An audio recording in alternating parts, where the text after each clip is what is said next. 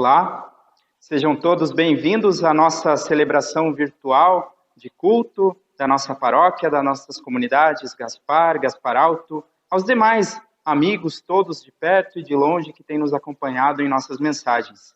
Neste domingo, nós lembramos de Cristo Rei. Jesus Cristo é nosso Rei.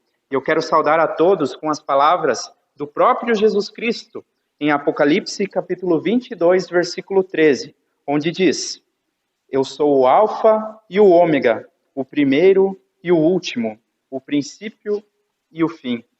Nosso Senhor Jesus Cristo é o princípio e o fim de todas as coisas. Ele é o nosso Rei.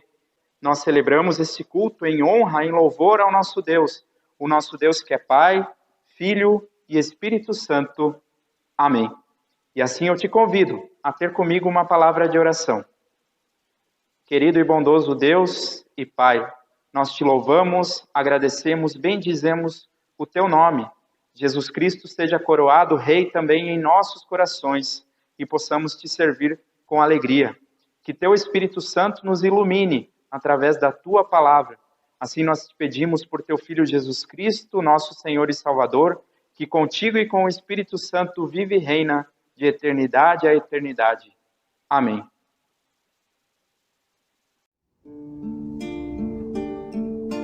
Jesus Cristo é Rei e Senhor, seu é o reino e o louvor, é Senhor somente, hoje e eternamente, ao chegar o dia final, para esse mundo com seu mal, nós aos pés de Cristo confessaremos isso. Jesus Cristo é Rei e Senhor, seu é o reino e o louvor, é Senhor somente, hoje e eternamente.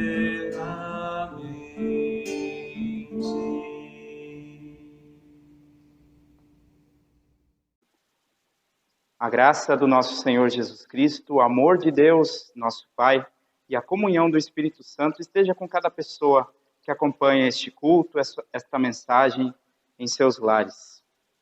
Certa vez, uma renomada antropóloga norte-americana estava dando uma palestra e durante uma de suas palestras, um estudante fez uma pergunta bastante intrigante para ela.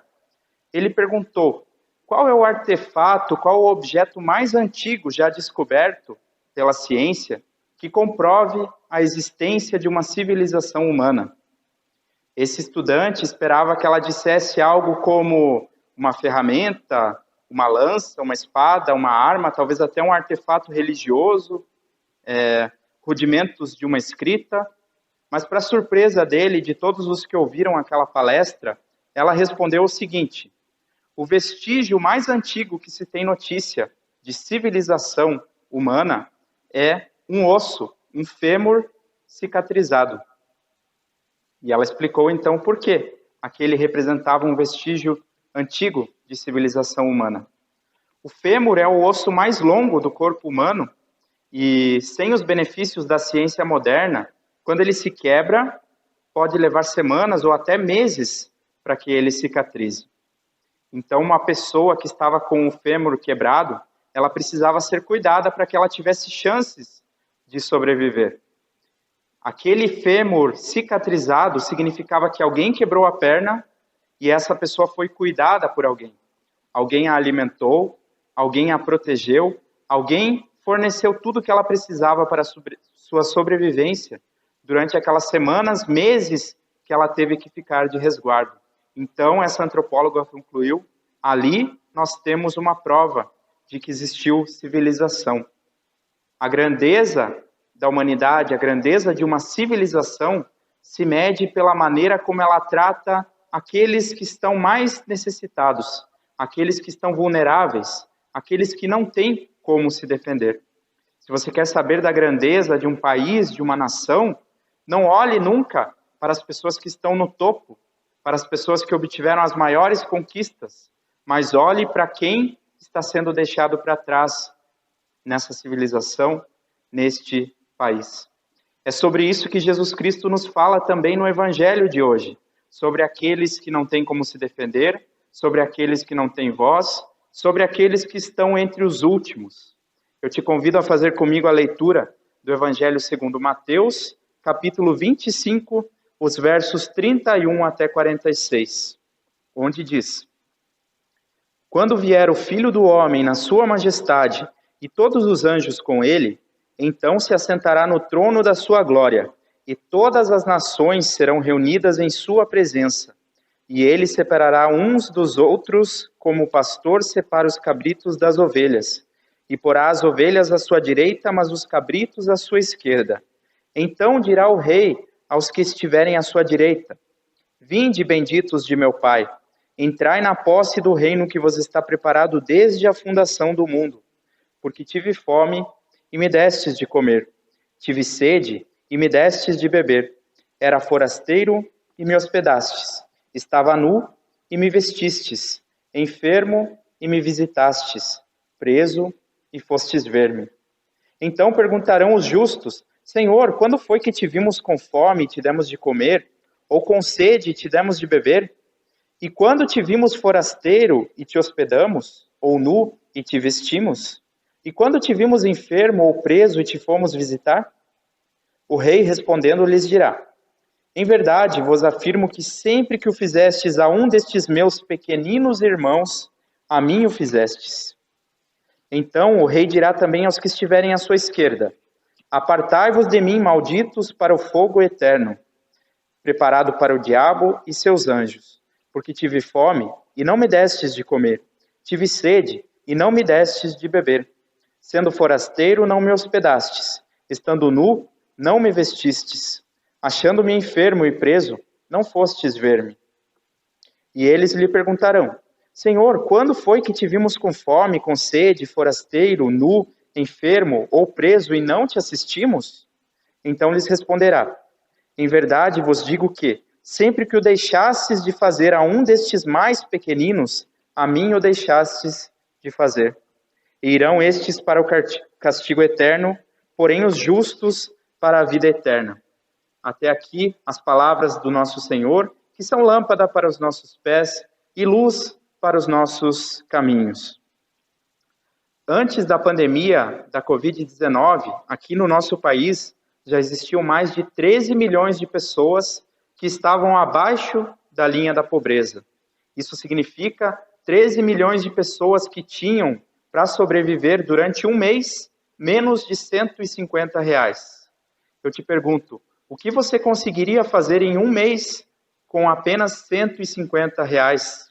No mundo todo, e também aqui no nosso país, existem milhares de pessoas que estão refugiadas, ou seja, pessoas que precisaram sair dos seus países de origem, seja pela fome, seja pela violência, pela guerra ou por perseguições. Também aqui em nosso meio, nós encontramos pessoas vindas da Venezuela, do Haiti, de outras localidades do mundo, vindo procurar aqui um espaço, um lugar onde possam ter melhores oportunidades. Neste exato momento também em que eu estou falando com vocês, num hospital próximo de nós, existem pessoas que estão ali entubadas entre a vida e a morte por causa da Covid-19 e também por causa de outras doenças. Dizer isso tudo, eu reconheço, é algo que incomoda. Incomoda muito, eu sei, porque eu vejo, eu ouço, conversando com as pessoas nas redes sociais, quando a gente fala do pobre, a pessoa que não tem como se sustentar, muitas vezes se levanta aquela ideia: mas por que ele não se esforçou mais? Por que ele não trabalhou? Afinal de contas, eu, para ter tudo que eu tenho hoje, precisei me esforçar muito, precisei trabalhar mais. Quando a gente fala de estrangeiros, de refugiados que vêm ao nosso país ou aos outros países, muitos também podem dizer: mas essas pessoas estão vindo para cá e vão tirar os nossos empregos. elas vão desestabilizar o nosso país, a nossa cultura. Quando a gente fala de pessoas doentes, talvez alguém possa argumentar, mas todos nós vamos morrer algum dia. E afinal de contas, a minha saúde é boa. Se eu pegar esse vírus, por acaso, provavelmente não vai me acontecer nada demais. Quando nós falamos dos que estão presos, muitos também podem dizer, mas quem mandou se envolver com o crime? Melhor seria se eles já fossem todos mortos de uma vez e não seria um peso para o Estado sustentar essas pessoas. Muitas vezes a gente não se dá conta de que no Brasil, 41% das pessoas que estão presas ainda não foi julgada nem mesmo em primeira instância. E muitas vezes o que faz diferença entre ela estar presa ou solta é o fato dela poder ou não poder pagar um bom advogado. Muitos dos que estão presos também cometeram crimes menores, crimes patrimoniais, que não foram de gravidade tão grande assim, mas acabam se tornando criminosos muito piores depois que estão lá. Mas, de qualquer forma, falar sobre essas coisas é sempre algo muito delicado. Porém, Jesus Cristo, ele nos fala disso no Evangelho. E muitas pessoas que falam todas essas coisas sobre os estrangeiros, sobre os refugiados, sobre os prisioneiros, sobre os pobres, elas vêm à igreja nos domingos e ali elas acreditam que elas estão servindo a Deus, servindo ao Senhor. Mas o que o Evangelho deste dia nos mostra é que nós temos oportunidade de servir a Jesus Cristo na pessoa que está necessitada, na pessoa que está fragilizada, que está doente, que é vítima de violência, que é vítima de agressão, na pessoa que não tem como se defender. Neste domingo, nós, como igreja cristã, lembramos o domingo de Cristo Rei. Mas Rei, Jesus Cristo é de uma maneira diferente. Jesus Cristo é um rei que não é servido em grandes palácios, ele não é servido em banquetes, ele não é servido entre os ricos e entre os poderosos. Mas Jesus Cristo é um rei que pode ser servido debaixo de um viaduto, num leito de hospital, num cárcere e assim por diante. Jesus Cristo é servido através das pessoas que necessitam do nosso serviço. E Jesus Cristo é o rei também que virá para julgar as nações. E o texto do Evangelho nos mostra hoje de maneira muito clara qual será o critério com o qual Jesus Cristo voltará para julgar as nações. E aqui, esse texto nos mostra que não será pelo nosso fervor religioso, não será pelas nossas virtudes que nós demonstramos muitas vezes em redes sociais, em nossos discursos bonitos, mas será de maneira concreta, pela maneira como nós tratamos aqueles que são os últimos na nossa sociedade. Este será o critério através do qual Jesus Cristo virá e irá julgar todas as nações, inclusive também a nossa. Jesus Cristo é um rei diferente, é um rei que se identifica com a miséria. E quando ele fala aqui daquele que tinha fome e nós demos de comer, ou não demos de comer, o que ele está falando aqui não é simplesmente da esmola. O que nós precisamos não é apenas a esmola, embora a esmola possa ser uma boa atitude, uma ação boa, que alivia o sofrimento naquele momento, mas o que uma nação, o que uma cultura, o que uma sociedade precisa é que todas as pessoas tenham oportunidade. Que o filho de um faxineiro possa estudar numa escola tão boa quanto a escola de um filho de um juiz, em que aquele jovem da favela que cometeu um crime, não que ele fique impune, mas que ele seja julgado com a mesma justiça que o jovem que é de condomínio de luxo. Que todas as pessoas, também aquelas que nós encontramos debaixo das pontes, debaixo dos viadutos, que essas pessoas possam ter acesso aos mesmos médicos, aos mesmos dentistas, que muitas vezes as pessoas que têm mais condições financeiras podem. Isso é dignidade e não apenas esmola. É assim que se demonstra como que uma nação, como que uma sociedade cuida daqueles que ficaram para trás, daqueles que não têm força para se defender. Jesus Cristo é o rei que se identifica com os miseráveis. Assim foi porque Jesus Cristo, ele foi condenado pelo poder religioso, ele foi condenado pelo poder político do império, ele foi condenado pela opinião popular. E lá ele se fez solidário com a condição do ser humano, indo até a morte mais humilhante, a morte da cruz. Então Deus o exaltou para ser para sempre o rei sobre todas as nações. E ele se identifica com a miséria. Não apenas com essa miséria que é tão aparente que nós encontramos no mundo, mas também com as misérias que cada um de nós, você e eu, também temos dentro de nós, que muitas vezes não são assim tão aparentes. E é por ele ter se identificado com a nossa miséria que nós também podemos nos identificar com o seu reino. E assim ele nos chama para fazer parte do seu banquete, para fazer parte do seu reino. Jesus Cristo é o nosso rei. E o meu desejo neste dia, e a minha mensagem para todos, é que nós possamos estar atentos ao nosso redor, às oportunidades de servir a este rei. Não olhando para cima, olhando para as nuvens, para as alturas, mas olhando ao nosso lado, onde há pessoas que necessitam desse amor, há pessoas que necessitam desse serviço, que necessitam não apenas de uma esmola, mas que necessitam ser consideradas e tratadas como iguais a cada um de nós, porque a essas pessoas Jesus Cristo chama aqui nessa passagem bíblica de meus pequeninos irmãos. Ele os chama de irmãos. Que nós possamos todos servir a esse Rei Jesus Cristo e possamos nos alegrar, porque Ele nos chamou, Ele nos deu a oportunidade de fazer parte do seu reino. Que esse Rei Jesus Cristo possa reinar também sobre a tua vida, sobre o teu coração, sobre as tuas vontades, sobre a tua maneira de viver. Que assim seja e que a paz de Deus, que excede a todo o nosso entendimento, guarde nossas mentes e os nossos corações em Cristo Jesus. Amém.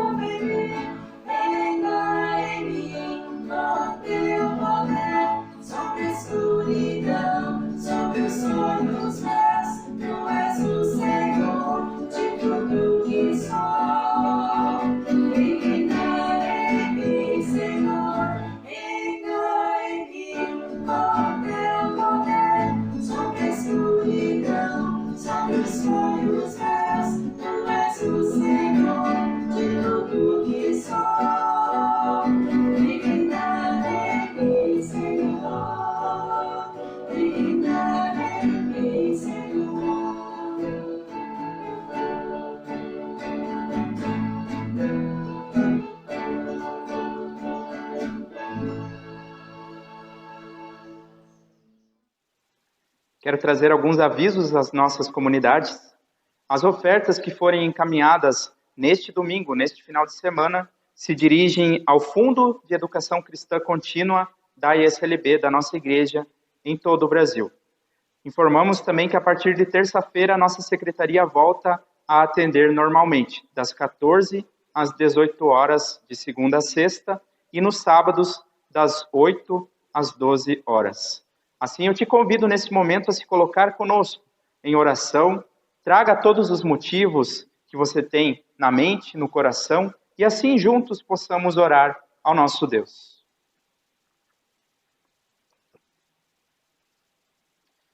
Querido e bondoso Deus E Pai, graças te damos pela tua palavra, graças te damos porque Jesus Cristo, teu Filho, nosso Senhor, foi exaltado para Rei entre todas as nações e assim o será para todo sempre.